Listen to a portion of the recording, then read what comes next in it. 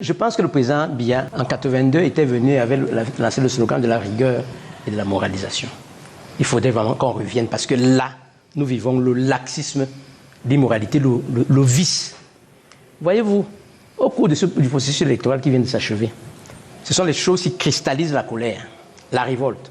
On vous dit qu'on attaque, on a attaqué le site internet d'un département ministériel pour modifier les informations.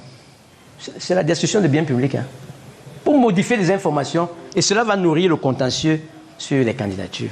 Et on applaudit les gens qui ont attaqué et qui eux-mêmes ont dit que qu'on est même allé chercher dans les villages pour faire ça. On a un problème. On a un problème avec le personnel. On a un problème avec les fonctionnaires qui sont impliqués dans le processus électoral. Donc la réforme dont parlait Ernest Obama, j'espère, puisqu'il a de bonnes entrées. Là, je vous parlais des cabinets noirs tout à l'heure, à la fin de l'émission. Et même des vuvuzelateurs. Mais comme il a de très bonnes entrées auprès du secrétaire général de la présidence de la République, du directeur du cabinet civil et de son adjoint, tel qu'il l'a dit tout à l'heure au début de l'émission, je crois que cette réforme-là va venir très vite pour éviter notre pays, pour éviter le pire à notre pays. Pourquoi? Parce qu'une bonne élection va empêcher qu'on ait les mouvements qu'on a aujourd'hui qui menacent sérieusement la paix. J'ai entendu Soulé.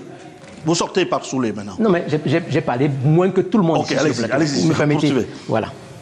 Je voulais dire que j'entends parler dans dans le déroulement de ce que le chef d'État a annoncé, des nominations. On parle des ministres. C'est quoi les ministres? Les ministres, les DG. Il faut qu'une femme soit nommée ici, là. Il faut que telle soit nommée là-bas. Je crois que ce n'est pas le plus important. Le plus important, c'est que le président de la République s'entoure des gens qui peuvent l'aider à adresser les chantiers qu'il valide de façon efficiente. C'est ce que les Camerounais attendent. Mais Bobby, ces gens, il faut les nommer. Oui, c'est ce que les Camerounais attendent. Qu'ils soient femmes ou hommes, jeunes ou ainsi de suite. Si on a un ministre qui a 80 ans et qu'il donne satisfaction au niveau du ministère de la Jeunesse, et tout ça, ce sera toujours une bonne chose. Donc, il faudrait que le chef de l'État le fasse. Et que le chef de l'État libère ses ministres.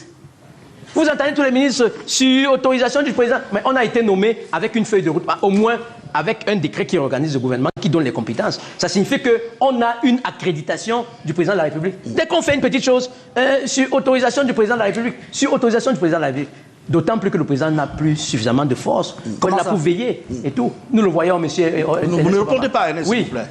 Mais moi, je réponds. Non, vous n'êtes pas obligé de... Il faudrait que les ministres, et surtout le Premier ministre, qui puissent lui donner plus de pouvoir